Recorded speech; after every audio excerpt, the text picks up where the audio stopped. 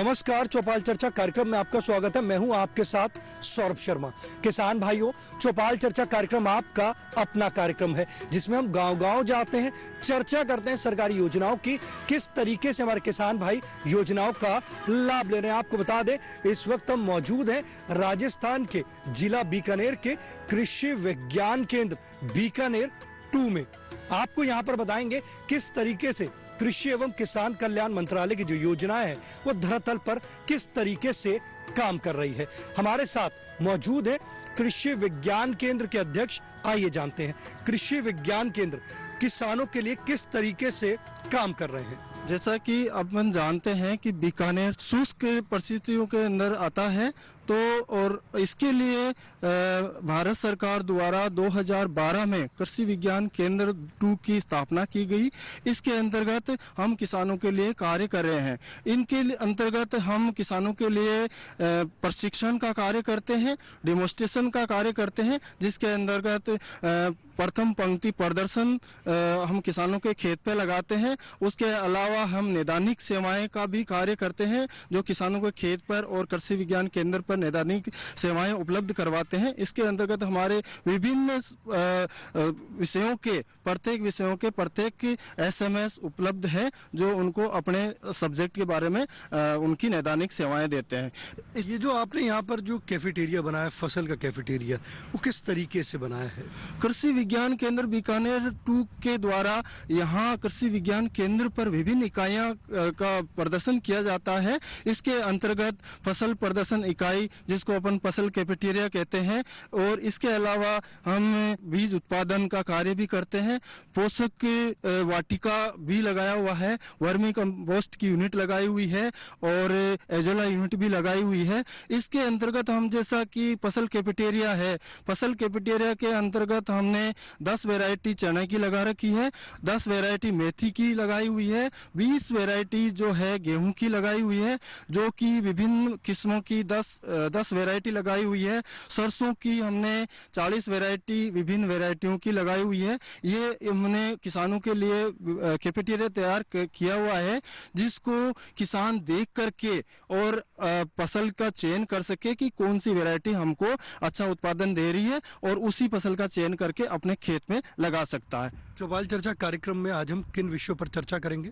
चौपाल कार्यक्रम के तहत आज हम प्राकृतिक खेती पर बात करेंगे। आइए चलते हैं चौपाल में। ठीक है।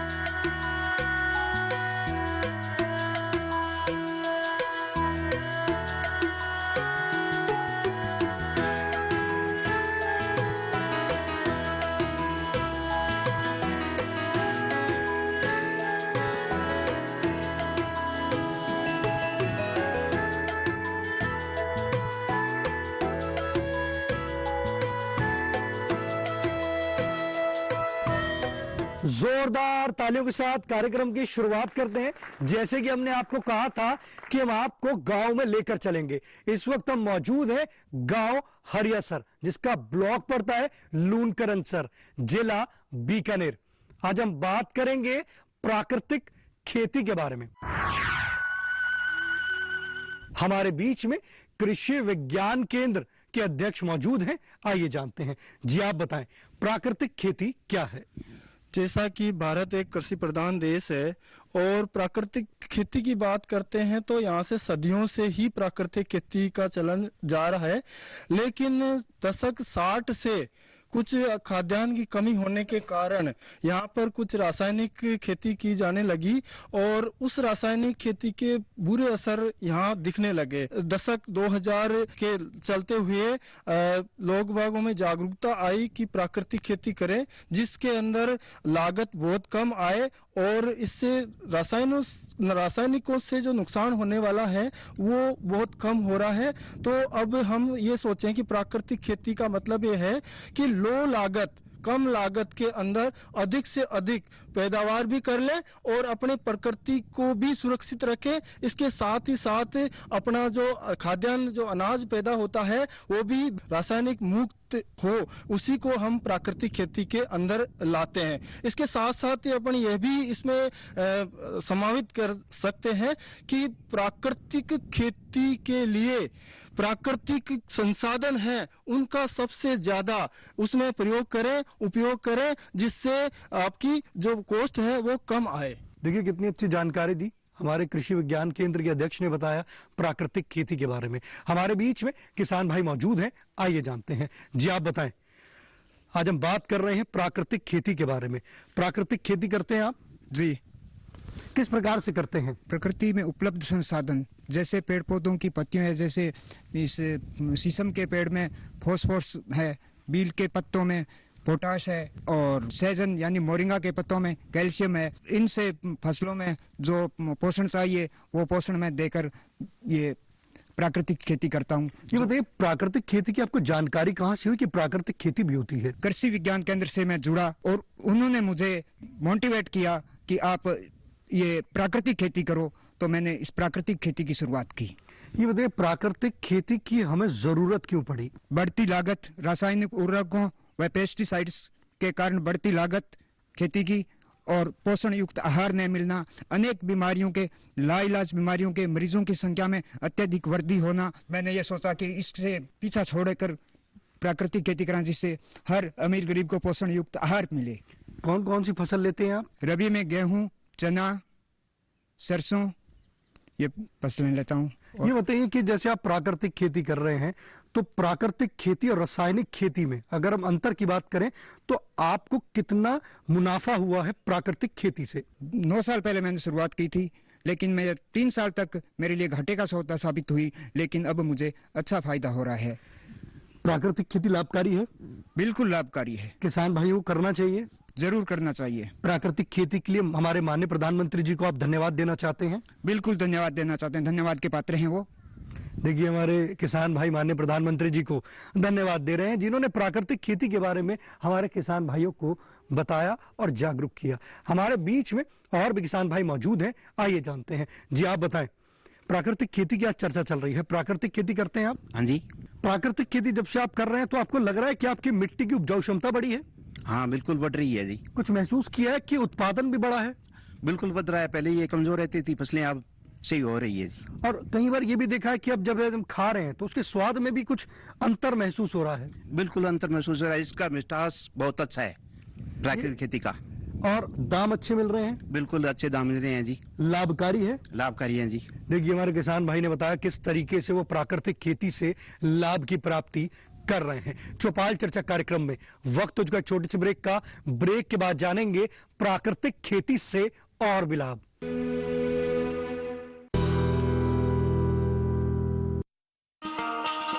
किसान भाइयों गांठ बांध लो, गांठ बांध लो, बात बहुत है काम की, समृद्धि के पैगाम की। मिट्टी के मिजाज को समझो, मिट्टी के हर राज को समझो, मिट्टी की तुम जांच कराओ, मुफ्त सॉइल हेल्थ कार्ड ले जाओ। कभी मुनासिब बीज लगाओ, सही किस्म की खाद ले आओ, जितनी जरूरी उतनी डालो, सही मात्रा खुद पहचानो, इसको अपना मंत्र बना लो, मिट्टी की सेहत को जानो।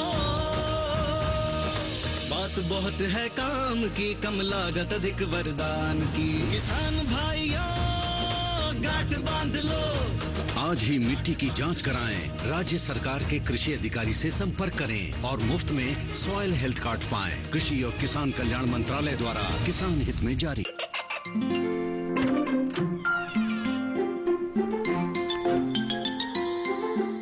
ये क्या हो रहा है?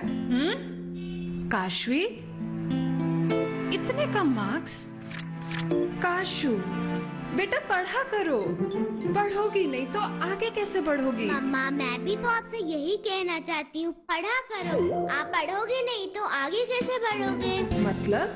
वो देखो, सिर्फ बैक पर छपा ऑर्गेनिक नहीं, ऑर्गेनिक का निशान पहचानिए। पीजीएस ऑर्गेनिक का ये लो, उन किसानों की पहचान है जो आज भी परंपरागत विधि से रसायन मुक्त खेती कर आपके लिए शुद्ध फसल उपजा रहे हैं। अब समझे मम्मा, अगर मैं प्योर ऑर्गेनिक फूड नहीं खाऊंगी तो अच्छे मार्क्स कहाँ से लाऊंगी? अच्छा बच्चों, जैविक खेती की इस मुहिम को आगे बढ़ाइए, शुद्ध ऑर्गेनिक अपनाइए।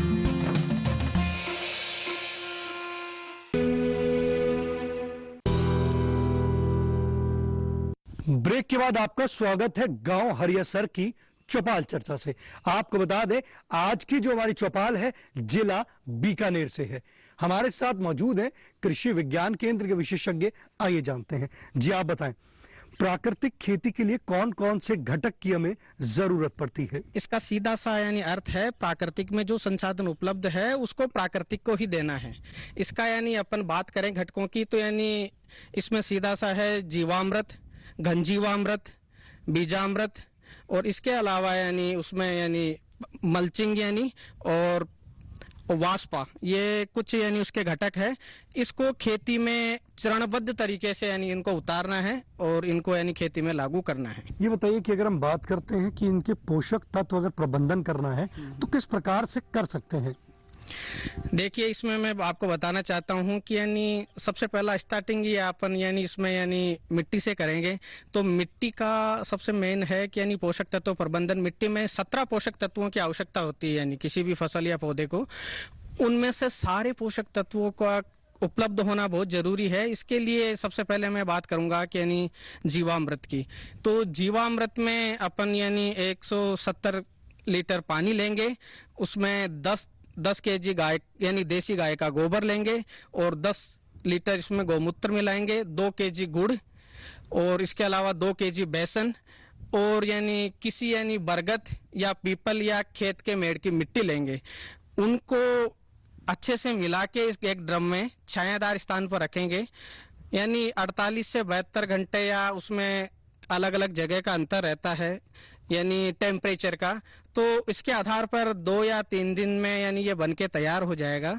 इसको अपन को क्या करना है कि यानी खेत में चलाना है। खेत में देने के बाद में यदि आपको खड़ी फसल में यानी इसका यानी छिड़काव करना है या स्प्रे करना है, इसके लिए बने हुए जीवामृत में से यानी आपको 20 लीटर पानी में या 100 लीटर पानी में जितना भी आप कंपोजिशन बनाना चाहें, यानी उसके लिए यानी 5 लीटर बना हुआ जीवामृत का आप खड़ी फसल में 21 दिन पे आप स्प्रे कर सकते हैं। उससे आपको यानी खड़ी फसल में पोषक तत्व की यानी कमी के लिए उससे निजात पा सकते हैं।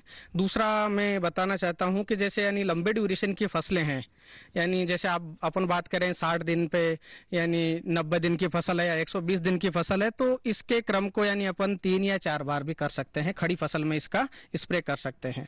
दूसरी बात करते हैं कि यानी मैं घनजीवामृत की, यानी घनजीवामृत का सीधा सा संबंध है कि यानी अपन जैसे गोबर की खाद देते हैं तो उसका यानी उसी के यानी पैटर्न पे लेने के लिए घन मतलब यानी बल्क में थोड़ा सा देने के लिए इसमें यानी आप 100 केजी गोबर को यानी ताजा गोबर को यानी आप थोड़ा सा 2 या 3 दिन उसको खोल के छाया में सुखा सकते हैं। या ताजा गोबर में भी आप यानी 10 लीटर गौमूत्र प्लस यानी 2 केजी यानी बेसन का उपयोग कर सकते हैं, या चने से बेसन बना हुआ है और 2 केजी गुड़ और पेड़ के यानी या खेत के यानी मिट्टी का उपयोग करके उसको यानी अच्छे से उसके या तो कंडे बना लें, उनको छाया में सुखाकर उनको सूखने के बाद में उनको पीट कर यानी बिल्कुल यानी खाद का आप खेत में फसल बुआई से पूर्व या आपको पेड़ों में डालना है तो 1 एकड़ के लिए 100 केजी का आप उपयोग कर सकते हैं। यदि आप पेड़ पौधों में आप डालना चाहते हो तो 5 से 10 केजी घनजीवामृत का भी अपन उपयोग कर सकते हैं। देखिए कितनी अच्छी जानकारी दी हमारे विशेषज्ञ ने। हमारे बीच में किसान भाई मौजूद हैं, आइए जानते हैं। जी आप बताएं, आज हम बात कर रहे हैं प्राकृतिक खेती के बारे में। प्राकृतिक खेती करते हैं आप? हाँ, कुछ करते हैं। ठीक है, किस प्रकार से करते हैं? ऐसा है, प्राकृतिक खेती प्रकृति से जो मिला हुआ सिस्टम है उसी को काम में लेकर करते हैं। जैसे कि हम पशुपालन करते हैं, पशुपालन में जो पशुपालन की खाद है, गोबर की खाद डाल करके और उसके बाद में बीज को बोना और उस बोने के बाद में पशुओं से जो गौमूत्र है उस गौमूत्र को भी काम में लेना। लगता है प्राकृतिक खेती लाभकारी है? ऐसा है कि केवल लाभ की दृष्टि से देखें तो शुरू में तो लाभ मिलता नहीं है, लेकिन लाभ के साथ साथ में हानि को न देख करके स्वास्थ्य की दृष्टि से देखें तो बहुत अधिक स्वास्थ्य देखिए अगर हम प्राकृतिक खेती करेंगे तो हमारी मिट्टी की उपजाऊ क्षमता बढ़ेगी, और अगर मिट्टी की उपजाऊ क्षमता बढ़ेगी तो उसमें लाभ की प्राप्ति तो हमें अवश्य होगी। जैसे कि आप कर रहे हैं प्राकृतिक खेती, तो आप किसान भाइयों को संदेश देना चाहते हैं कि वो भी प्राकृतिक खेती करें? मैं सभी किसान भाइयों को ये संदेश देना चाहता हूँ कि हम सभी मिलकर के प्राकृतिक खेती करें, और प्राकृतिक खेती में केवल लाभ की दृष्टि से देखें तो शुरू में लाभ हो सकता है कि कम मिले, लेकिन बाद में अधिक लाभ मिलता है इसका। देखिए कितनी अच्छी जानकारी दी हमारे किसान भाई ने, बताया किस तरीके से वो प्राकृतिक खेती कर रहे हैं और उससे लाभ की प्राप्ति कर रहे हैं। हमारे बीच में किसान भाई मौजूद हैं, आइए जानते हैं। जी आप बताएं, प्राकृतिक खेती करते हैं आप? जानकारी है? नहीं है सर जानकारी। चाहते हैं कि हमारे विशेषज्ञ आपको विस्तार में बताएं प्राकृतिक खेती के बारे में? बताइए सर। शुरुआत कैसे करनी है वो भी पूछना चाहते हैं? हाँ वो भी पूछना चाहते हैं। देखिए हमारे किसान भाई कह रहे हैं वो प्राकृतिक खेती नहीं करते हैं, उसकी अगर शुरुआत करना चाहते हैं तो किस प्रकार से कर सकते हैं? जी आप बताएं कि अगर हमारे किसान भाई प्राकृतिक खेती की शुरुआत करना चाहते हैं तो किस प्रकार से कर सकते हैं? जी, जिस प्रकार कुछ लोग प्राकृतिक खेती कर रहे हैं, और प्राकृतिक खेती के लिए सबसे पहले ज़रूरी है कि आपके पास एक गाय, पशुधन आपका होना चाहिए, जो कि यहाँ के किसानों के पास बहुत ज़्यादा है पशुधन। लेकिन ये है कि इसको इस्तेमाल कैसे करें, उसके लिए जो घटक सर ने अभी बताए थे आपको, जो कि जीवामृत है, बीजामृत है, ये बहुत आसान तरीके हैं, आपके घरेलू संसाधनों से ये बन सकते हैं। तो आप इनको बनाएं, बीजामृत बनाने की कला आप उसे सीखें, जीवामृत बनाना, और उसको अपने अगर खेतों में आप रसायनों की जगह इस्तेमाल करेंगे तो वो प्राकृतिक खेती हो जाएगी। आपको शुरुआत देसी गाय से करनी है, देसी गाय से ही शुरुआत करनी है। उसका गोबर, उसका गौमूत्र इकट्ठा करना है, उसके साथ जो बेसन और गुड़ ये सर ने मिला करके बता के, जो जैसे, और साथ में हमें जरूरत पड़ती है इसमें कभी कीटनाशक की जरूरत पड़ती है, तो वो ना डाल करके आप नीम के अर्क को इस्तेमाल करें। तो जो देसी तरीके हैं, लहसुन है, हमारे यहाँ आक होता है यहाँ राजस्थान में, तो आक को, धतूरा, आक, लहसुन, इनको इस्तेमाल करके अगर हम कीटनाशक के तौर पे इस्तेमाल करेंगे तो किसान निश्चित तौर पर प्राकृतिक खेती, उनका वो ट्रांजिशन हो जाएगा, उनका जो रासायनिक खेती को छोड़कर प्राकृतिक खेती की तरफ आ जाएंगे। देखिए कितनी अच्छी जानकारी दी मेरे विशेषज्ञ ने, बताया किस तरीके से अगर आप प्राकृतिक खेती की शुरुआत करना चाहते हैं तो शुरुआत में पहले आपको देसी गाय लेनी पड़ेगी, उसके आधार पर आपको प्राकृतिक खेती की शुरुआत करनी होगी। हमारे बीच में किसान भाई मौजूद हैं, आइए जानते हैं। जी आप बताएं, प्राकृतिक खेती की आज चर्चा चल रही है, प्राकृतिक खेती करते हैं आप? हाँ करते हैं। किस प्रकार से करते हैं? ऐसे ही गाय के पशुओं से खाद होती है, उससे, गौमूत्र से, ये वनस्पति होती है, इसे सड़ा गला के उससे करते हैं। कृषि एवं किसान कल्याण मंत्रालय की जो योजनाएं हैं वो गांव-गांव तक पहुंच रही हैं? हाँ पहुंच रही है। आप इसके लिए हमारे माननीय प्रधानमंत्री जी को धन्यवाद देना चाहते हैं? जरूर धन्यवाद देना चाहते हैं। देखिए जिला बीकानेर के जो किसान हैं वो माननीय प्रधानमंत्री जी को धन्यवाद देना चाह रहे हैं, जो योजनाएं जो हैं वो धरातल पर पहुंच रही हैं और किसान भाई इससे लाभान्वित हो रहे हैं। चौपाल चर्चा कार्यक्रम में वक्त हो चुका है एक और छोटे से ब्रेक का। ब्रेक के बाद जानेंगे प्राकृतिक खेती से और भी लाभ।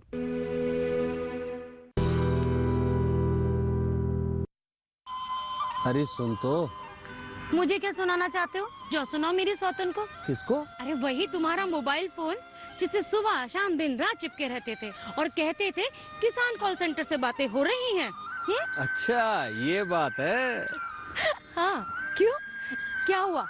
अब बात नहीं होती क्या? अब तो झट से बात हो जाती है। ऐसा क्या? हाँ अब तो ज्यादा लाइनें और खास तकनीक के कारण खेती के माहिरों से तुरंत बात हो जाती है। और अगर कभी लाइन व्यस्त हो तो अपनी समस्या फोन पर रिकॉर्ड करा दो, वहाँ से फोन आ जाता है और समस्या की हल का मैसेज भी आ जाता है। ये देखो आ गया। अरे वाह, इसका मतलब इंतजार की घड़ी अब खत्म। हाँ तभी मैं सोचूं कि आजकल मुझ पर इतना प्यार क्यों आ रहा है। कृषि संबंधी समस्याओं का अपनी भाषा में तुरंत हल पाने के लिए पूरे भारत में किसी भी फोन से हेल्पलाइन नंबर पर संपर्क करें। किसानों का दोस्त किसान कॉल सेंटर।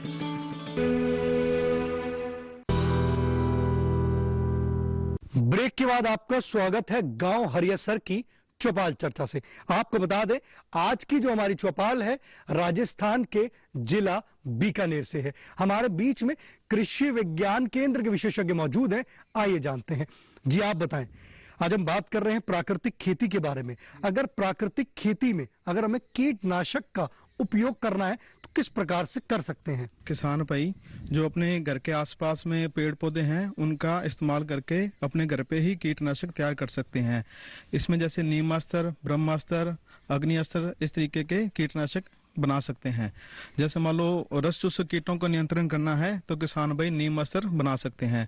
तो इसके बनाने के लिए आपको क्या करना है, एक 100 लीटर पानी लेना है, उसको एक ड्रम में रख के उसके अंदर 5 किलो नीम के पत्ते या नीम की निमोली पीस कर डालनी है, 5 किलो गोमूत्र डालना है देसी गाय का, और देसी गाय का ही 1 किलो गोबर डालना है, और इसको लगभग 48 घंटे के लिए रखना है छाया में, और दिन में 1 से 2 बार इसको लकड़ी की सहायता से घुमाना है।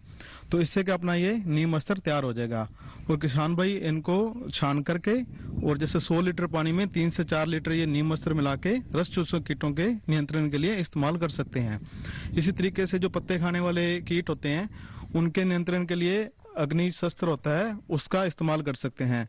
तो अग्नि शस्त्र बनाने के लिए जैसे देसी गाय का गोमूत्र लेना है 10 लीटर, उसके अंदर तीखी हरी मिर्ची है वो पीस कर लेनी है आधा किलो, लहसुन पीस कर लेना है आधा किलो, और इसके अलावा जैसे नीम के पत्ते हो गए 5 किलो उनको पीस कर डालना है, और तंबाकू का पाउडर है उसको आधा किलो लेके और उबाल लेना है किसी बर्तन में। उबालने के बाद इसको ठंडा कर लें और कपड़े से छान लें। उसके बाद जैसे अपने खेत में कीटों का प्रकोप होगा तो किसान भाई 100 लीटर पानी में ये अपने जो काढ़ा बनाया है इसको 3 से 4 लीटर मिला के छिड़काव कर सकते हैं। देखिए कितनी अच्छी जानकारी दी हमारे विशेषज्ञ ने बताया किस तरीके से प्राकृतिक तरीके से आप कीटों का नियंत्रण कर सकते हैं। हमारे बीच में किसान भाई मौजूद हैं, आइए जानते हैं। जी आप बताएं, क्या सवाल करना चाहते हैं? मैं यहाँ पर बाग लगाना चाहता हूँ, जो वातावरण के अनुसार कौन सा बाग लगाऊं? देखिए हमारे किसान भाई का एक सवाल है कि वो बाग लगाना चाहते हैं।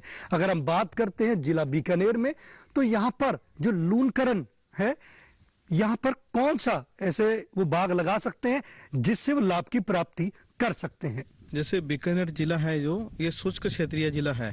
इस क्षेत्र की विशेषता है कि इसमें जो पानी की कमी है और तापमान होता है तो तापमान बहुत ज्यादा तक जाता है, और ठंड भी पड़ती है तो कई बार ठंड भी बहुत ज्यादा पड़ती है। इन सब चीजों को ध्यान में रखते हुए जो शुष्क क्षेत्र में बाग लगाने के लिए जैसे आप बेर का बाग लगा सकते हैं, उसके अलावा खजूर का बाग लगा सकते हैं, और किन्नू वर्गीय नींबू वर्गीय पौधों में नींबू का, किन्नू का लगा सकते हैं, या अनार का बाग आप आसानी से लगा सकते हैं।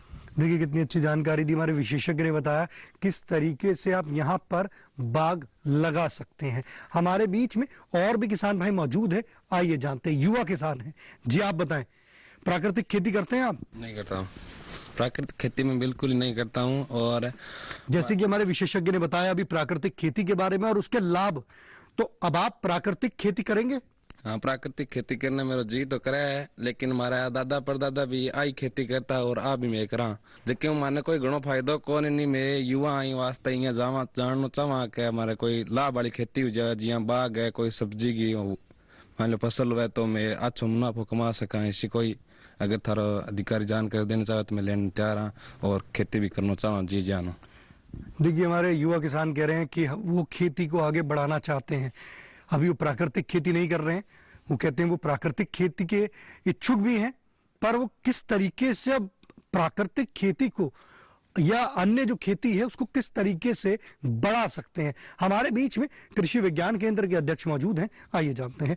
ये बताइए सर कि जैसे हमारे किसान भाई हैं, युवा किसान हैं, खेती कर रहे हैं, प्राकृतिक खेती अभी फिलहाल नहीं कर रहे, किस तरीके से वो प्राकृतिक खेती में बढ़े, साथ साथ ऐसी कौन सी खेती करें, कौन सी फसल लें जिसमें उनको अधिक लाभ की प्राप्ति होगी? जैसा कि सर अभी किसान भाई ने बताया कि हम बाग लगाना चाहते हैं और इसके साथ में प्राकृतिक खेती भी करना चाहते हैं, तो बहुत ही अच्छी बात है कि बाग, पशुपालन और क्रॉप यानी फसल, ये तीनों अगर एक साथ लगाए तो प्राकृतिक खेती इससे अच्छा हो ही नहीं सकता।